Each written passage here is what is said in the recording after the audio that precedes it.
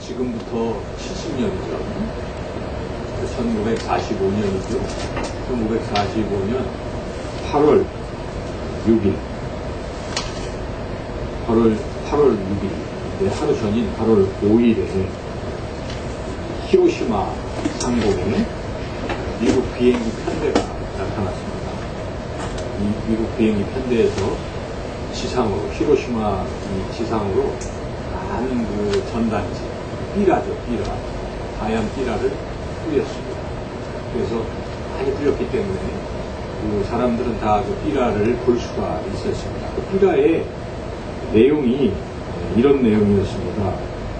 히로시마 시민에게 경고한다. 모든 시민은 8월 6일 아침 0시까지 50리 밖으로 대피하라. 이런 경고문이 있었습니다. 사람들은 경고장을 받아들고 어떻게 해야 되는가 우왕좌왕 하면서 서로 이야기를 나눕니다. 그것은 거짓말이다. 공갈이다. 그때 가봐야 알지 않겠느냐. 이렇게들 잘 믿지 않았습니다. 그 무서운 경고를 받고도 꼼짝달싹하지 않았습니다. 그런 중에 아주 소수의 사람들이 그것이 얼마나 큰 것인지 모르지만 어쨌든 그 경고를 듣고 이 히로시마를 떠나서 50리 밖으로 대피를 했습니다. 드디어 다음날 아침이 되었습니다. 아침 8시 15분에 사람들은 뭔 일이 일어날까 하늘을 쳐다보고 있는데 하늘에서 B-29 폭격기 한 대가 상공을 나눕니다. 그리고 그 폭격기에서 폭탄이 투하되었습니다. 그것이 바로 원자 폭탄이었습니다. 그 폭탄이 투하되므로 그 히로시마에 있던 30여만 명이 하나도 남지 않고 다 이렇게 죽게 되었다. 우리가 역사적 사실을 알고 있습니다. 그러나 그 경고를 듣고 50리 밖에 피했던 사람들은 소수이지만 살아날 수 있었다는 것입니다. 오늘 이 말씀은 예수님의 경고의 말씀입니다. 경고의 말씀이죠.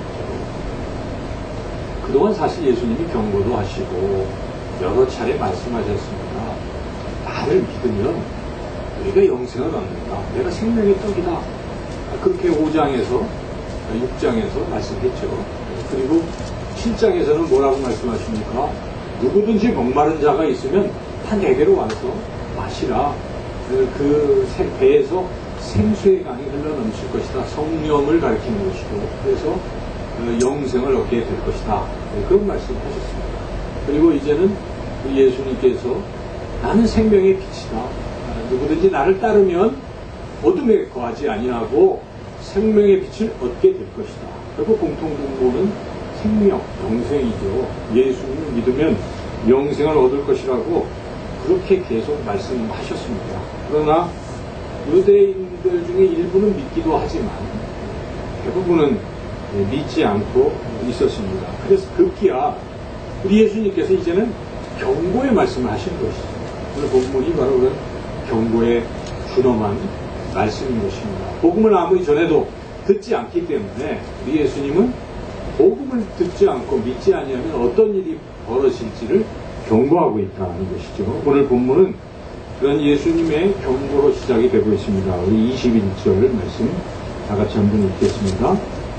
다시 이르시되 내가 가리니 너희가 나를 찾다가 너희 죄 가운데서 죽겠고 내가 가는 곳에는 너희가 오지 못하리라. 이게 무슨 말씀입니까?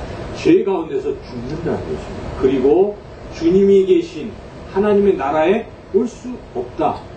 천국 갈 수 없다. 쉽게 얘기하면 죄 때문에 죽고 천국 갈 수 없고 영생을 얻을 수 없다. 이러한 말씀이죠. 네, 여기서 우리 특별히 21절에 다시 이르시되라는 말에 또 주목을 해야 됩니다. 다시 이르시되라는 것은 이미 앞서서 한번 이런 비슷한 경고의 말씀을 하셨다는 이야기죠. 주님께서 또 중간에 한 번 또 경고를 하신 것이죠. 이 말씀이 이제 7장 34절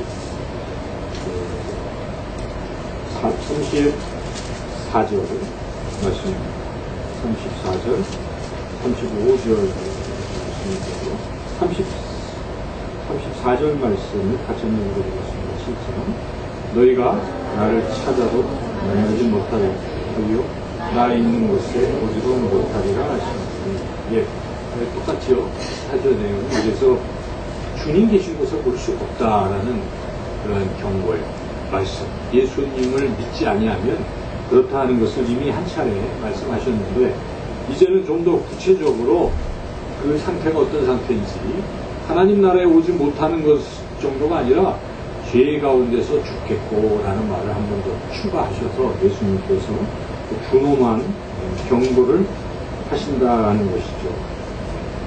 물론 이제 그 21절에 나를 찾다가 이런 표현이 있는데, 지금 이 나라는 것은 이제 메시아 구원자를 말하는 것입니다.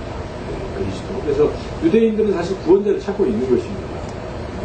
그들이 찾는 구원자라는 것은 로마 압제에 있는 이스라엘을 해방시킬 구원자를 지금 찾고 있는 것이죠. 지금 딱히 예수님이라고 믿지는 않고 구원자 메시아가 오실 것이라고 계속 지금 찾고 있는 이들인데, 그렇게 계속 백날 찾아도 찾지 못할 것이다.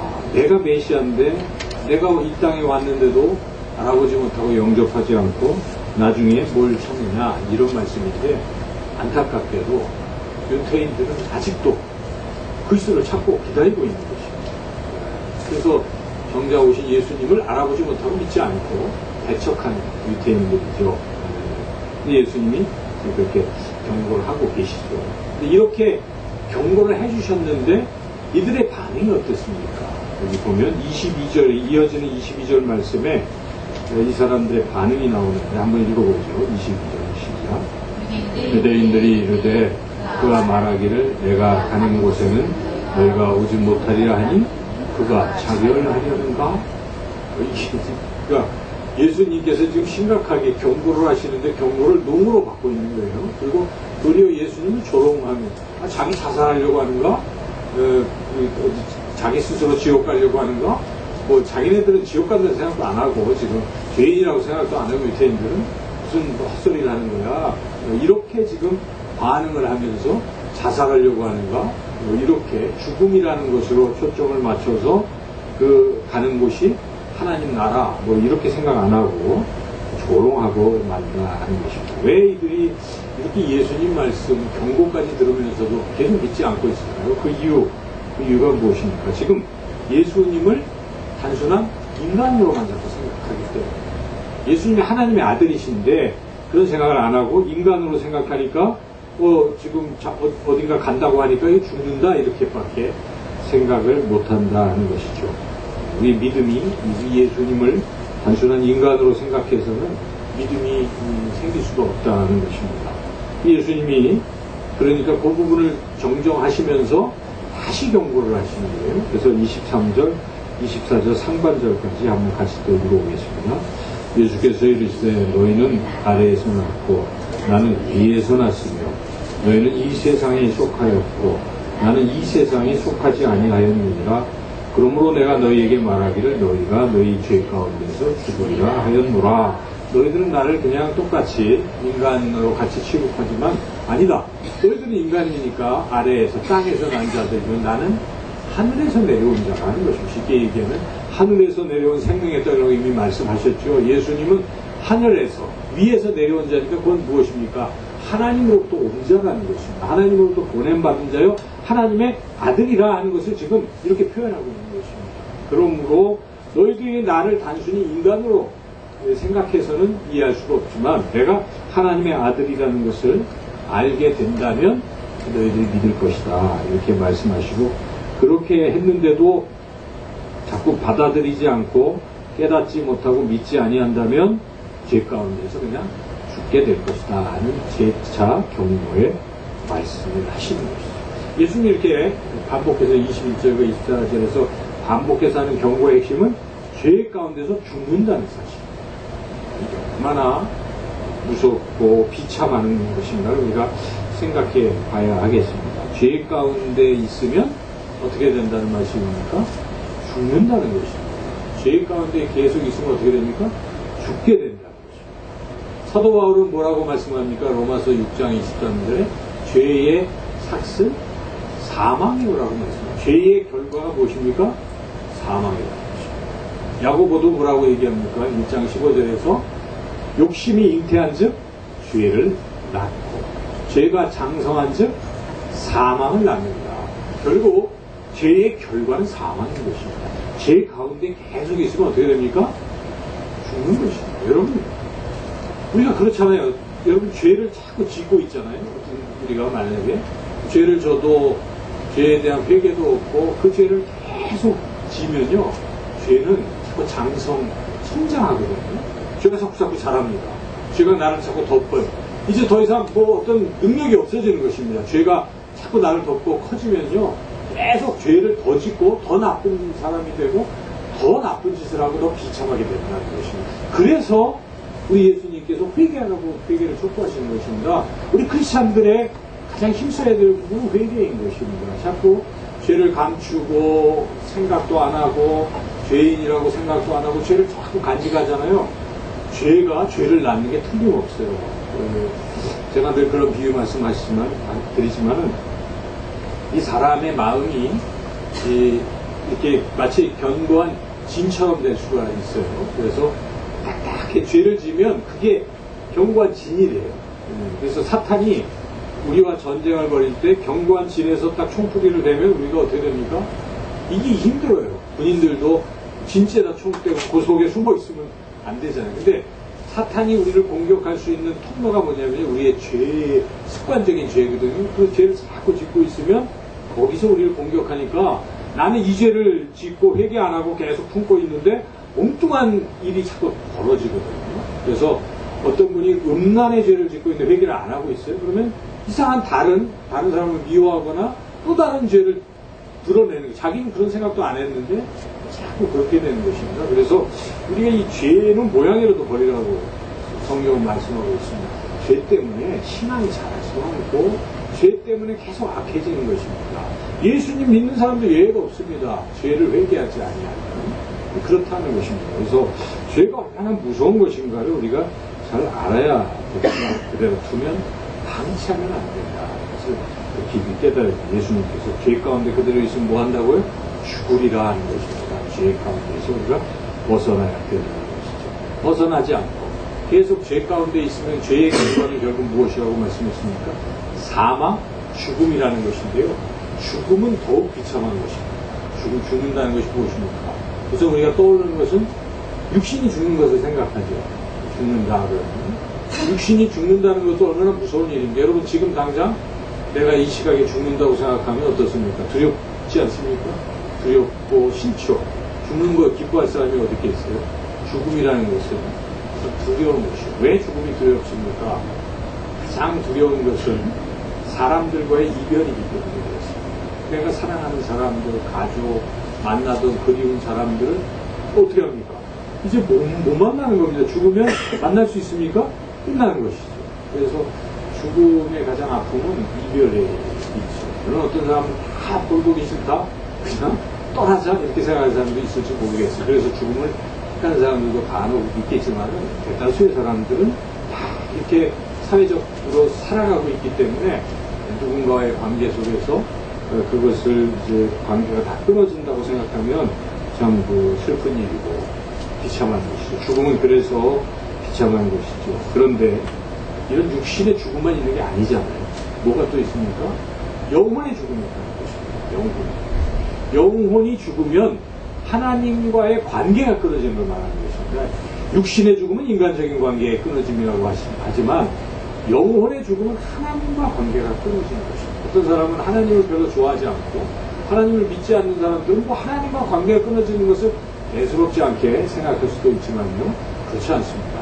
하나님과의 관계가 끊어지는 순간 마귀의 자녀가 되는 것입니다. 이건 이원론적인 거예요. 성경은 틀림없이 하나님의 자녀 아니면 마귀의 자녀입니다. 하나님에게서 관계가 끊어지는 순간 마귀의 자녀가 되고 마귀와 공동 운명체가 되는 것이죠. 성경은 마귀는 무적행이 갇히고 영원토록 형벌과 고통 속에 있다고 요한계시록에서 분명히 우리에게 말씀하고 있기 때문에 우리가 하나님과의 관계가 끊어지는 영혼의 죽음 이런 상태에 이르게 된다면 결국 사탄 마귀와 함께 영원히 지옥에서 고통 속에 형벌을 받으면서 지내야 한다는 사실이죠. 그래서 이 죽음이라는 것, 특별히 육신의 죽음 이후에 영혼의 죽음은 굉장히 비참한 것이죠. 죄 가운데서 죽는다 할 때 주님이 말씀하시는 것은 이 육신의 죽음 플러스 영혼의 죽음까지도 함께 말씀하시는 것. 그것이 얼마나 참혹한 것인가를 주님이 분명히 경고하고 있습니다. 죄 가운데 그대로 있으면 그렇게 된다 하는 그런 말씀인데, 어떻게 해야 죄 가운데서 죽지 않고 영생을 얻을 수 있는 것인가? 우리 예수님은 경고만 하시는 분이 아니십니다. 우리가 성경을 읽을 때는 항상 경고로 들으면서 또 소망을 발견하는 게 성경 양면이 항상 있습니다. 우리 선지서를 다 읽어볼 때도 항상 뭘 보아요? 경고로 들으면서도 소망이 있고요. 만약에 경고도 안 하신다 그러면요, 절망입니다. 우리가 어떤 사람은 포기해버리잖아요. 더 이상 얘기 안 합니다. 그건 관계 끝난 것입니다. 하나님도 더 이상 징계 안 하시는 수도 있다는 것. 그 뭡니까? 버린 자식인 것입니다. 사생자인 것입니다. 그런데 그나마 내가 뭘 잘못하고 그럴 때 매도 맞고 어려움도 겪으면 이건 뭡니까? 아직도 하나님 날 사랑하시는 것입니다. 그리고 뭔가 경고의 말씀이 자꾸 나한테 주어진다고 내가 느껴지면 그건 귀한 것이죠. 하나님 그래도 나를 포기하지 아니하시는구나, 이런 우리가 믿음을 갖게 되는 것이죠. 우리 예수님은 경고만 하시는 분이 아니라 경고 뒤에 또한 소망을 주시는 분이시라는 것이죠. 오늘 이 본문 말씀에서 우리가 그것을 발견할 수가 있는데 24절 말씀 뒷부분을 다시 한번 읽어보겠습니다. 너희가 만일 내가 그인 줄 믿지 아니하면 너희 죄 가운데서 죽으리라. 이 경고도 되잖아요. 믿지 아니하면 죽는다 하는데 반대로 생각하면 무슨 말씀입니까? 이게 믿으면 죽지 않고 산다. 주님 그거 말씀하시려고 하는 것입니다. 하도 안 믿으니까 경고성 발언을 계속 하고 계시는 것이지만, 지금 주님이 정말 전하고 싶은 것은 무엇입니까? 믿으라. 믿으면 너희들이 죽지 아니하고, 죄 가운데 죽지 아니하고 영생을 얻을 것이라고 그렇게 말씀하시는 것이죠. 근데 여기에 특별히 이 본문에 이제 어려운 부분이 내가 그인 줄 믿지 아니하면 이렇게 표현이 되어 있잖아요. 그가 누구인가? 그가 누구인가? 나를 어떻게 믿으라는 것인가? 이런 것을 우리가 잘 이해를 해야 돼요, 성경을. 그래서 예수님께서 내가 바로 그 사람인 것을 믿어라, 이런 얘기인데 그 사람이 무엇이겠습니까? 항상 성경은 바로 앞뒤에서 해답을 찾는 거예요. 문맥 속에 있기 때문에. 그러니까 지금 예수님 무슨 말씀 쭉 하신 거예요? 그 앞에 나는 인간이 아니고 뭡니까? 하나님의 아들이라 하는 것을 지금 강조하고 있잖아요. 그걸 믿으라는 얘기죠. 그래서 앞서 아까 읽었지만 23절 말씀을 믿으라는 것입니다. 예수께서 이르시되 너희는 아래에서 놓고 나는 위에서 났다는 것입니다. 내가 위에서 난 것을 믿으라. 너희들하고 똑같이 보이지만 난 아니라는 것입니다. 나는 하나님으로부터 온 하나님의 아들이다. 나는 세상에 속한 게 아니라 하나님 나라에 속한 하나님의 아들이다. 이거를 믿으라고 우리 예수님이 말씀하시는 것이죠. 그래서 예수님은 그 뒤에 이제 계속 연결해서 또 말씀을 계속 하시는데 25절 읽어보죠. 그들이 말하되 네가 누구냐? 예수께서 이르시되 나는 처음부터 너희에게 말하여 온 자니라. 또 이 부분이 무슨 뜻이죠? 처음부터라는 이 처음은 태초라는 것이죠. 그러니까 상세 전부터 나는 존재한 존재로서 바로 하나님이다 하는 것입니다. 하나님의 아들이다. 그러한 존재다 하는 것을 또 말씀하십니다. 그러니까 지금 예수님께서 믿으라고 하는 부분이 무엇입니까? 예수님이 하나님의 아들이시라는 것을 틀림없이 믿어야 된다. 여러분 예수님이 하나님의 아들이신 것을 믿습니까? 네. 이 믿음이 굉장히 중요한 것입니다. 성경을 읽어보면 읽어볼수록 우리가 믿어야 될 부분이 예수님은 하나님의 아들이시다. 하나님과 같이 능력, 전능하신 분이시다. 이 세상을 만드신 분이시다. 2000년 전에 육체의 모습으로 나사렛에 오셨던 인간 예수님이시지만, 인자이시지만, 그러나 예수님은 하나님의 아들이시다 하는 것을 우리가 확실하게 믿어야 우리가 죄에서 사함받고 그리고 죽지 아니하고 영생을 얻을 수 있다 하는 것이죠. 그렇지만 이들은 여전히 몰라요. 잘 안 믿고 있는 것이죠. 그러면서 뭐 쓸데없는 얘기를 자꾸 하는 것이죠. 27절 이들은 모르고 아버지를 가리켜, 즉 예수님이 하나님의 아들이신 것을 모르고 있다는 것입니다. 예수님이 또 한 가지를 더 말씀하십니다. 너희들이 믿어야 될 것은 내가 하나님의 아들인 것을 믿어야 될 뿐만 아니라 한 가지를 더 믿으라 말씀하시는데 28절입니다. 28절을 같이 한번 보겠습니다.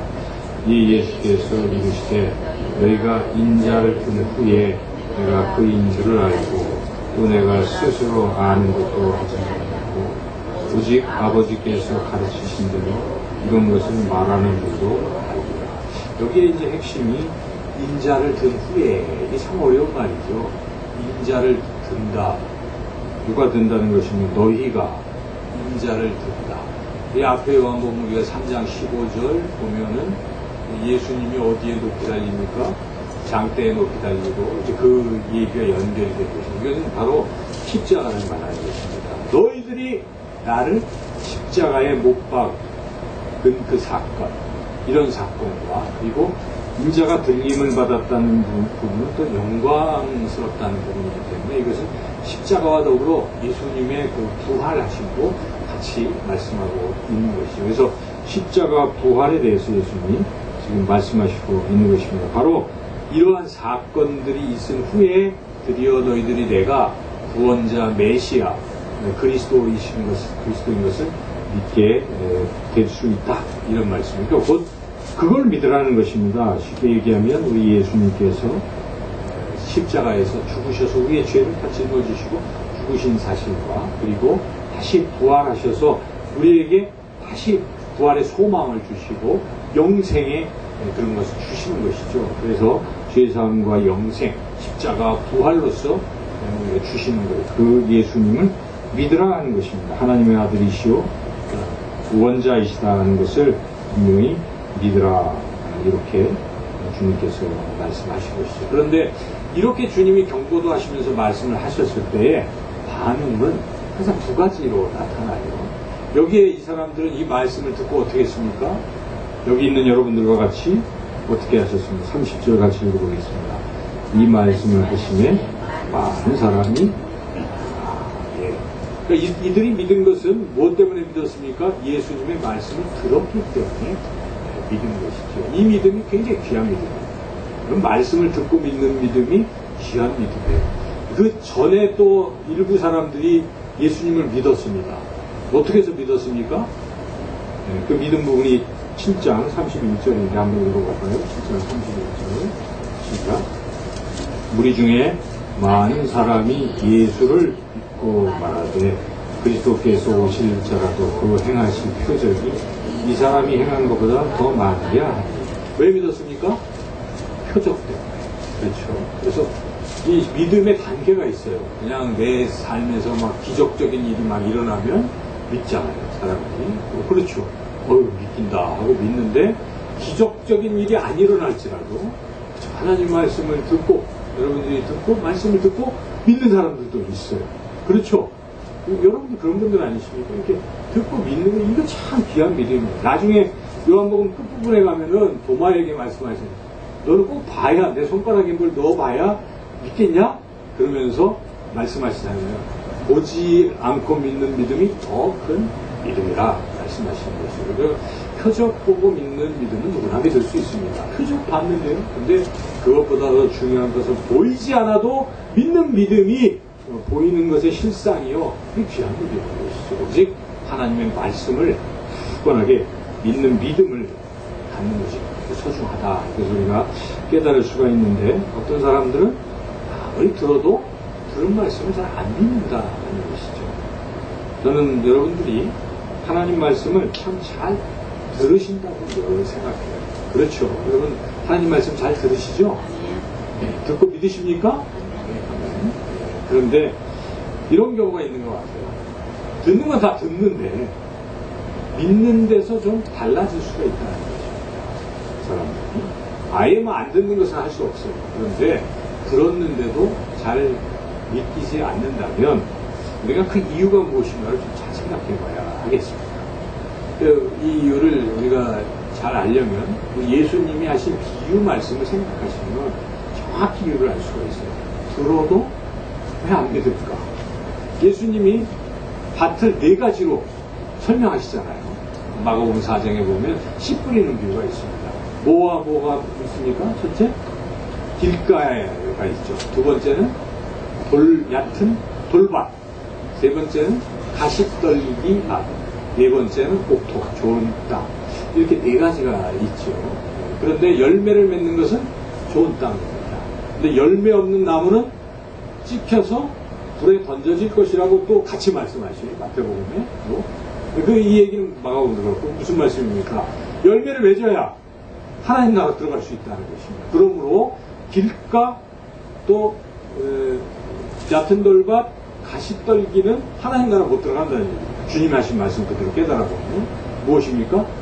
30배, 60배, 100배 결실을 맺는 좋은 땅에 있어야만 천국에 들어갈 수 있다라고 주님이 그렇게 말씀하셨기 때문에 주님이 좁은 문에 들어가기를 힘쓰라 넓은 문은 크고 뭐 이러지 안 된다 이런 것이죠. 그래서 우리가 하나님 나라 참 열려 있고 하지만 정작 그 들어가는 길이 쉽다고만 낙관할 수는 없다 하는 것이죠. 자, 그러면 그 원인이 무엇일까요? 왜 열매는 못 맺었을까요? 길가는 아예 듣지 않는 태도죠. 그렇죠? 마귀가 빼앗아가니까 여러분들이 설교 시간에 일단 존다. 길가에. 그렇죠? 길가, 이건 아예 안 들었으니까. 뭐, 믿을 생각도 안 하는 것이니까 일단 조는 상태는 길가. 이건 뭐, 논외예요. 얘기할 수도 없어요. 그런데 두 번째, 그나마 들어요. 그럴 때는 우리가 끄떡거리고, 아멘, 할렐루야, 잘 받을 수가 있어요. 그렇죠? 대부분 다 그렇게는 가잖아요. 최소한의 성도들은 교회 나오시는 분들은 거기까지는 하지 않아요. 듣고 기뻐합니다. 그게 기본이죠. 그런데 문제는 그 얕은 돌밭은 어떤 상태입니까? 들었는데 몸만 잊어버리고 또 그 말씀을 담아두지를 않는 것이에요. 얕은 돌밭이니까 뿌리를 내리지 못하는 것이죠. 왜 담지 못할까? 예수님이 설명하십니다. 환난과 박해가 오면 그냥 내팽개 쳐버린다는 것입니다. 처음에는 잘 되는 것 같아서 뭐 말씀도 듣고 뭐 내 길이 형통해지는 것 같아서 뭐 듣고 믿고 막 이러고 하다가 보니까 실제 삶이 그렇지 않단 말이죠. 그러니까 안 믿어버리는 것이죠. 초신자들에게 나타나는 현상이잖아요. 참 내가 예수님 믿었는데 웬일인지 믿음 잘 돼야 되는데 막 환난과 우환이 있어요. 잘못 믿었다. 빨리 다시 원래대로 가야지. 이런 분들이 있어요. 바로 그런 상태입니다. 그래서 우리가 환난과 박해가 올 때 주의해야 되는 것이죠. 끝까지 더 믿어야 되는 것이죠. 오늘 흔들리지 않고 세상 흔들려도 주님에 대한 절대적인 믿음을 가지고 기다려보자.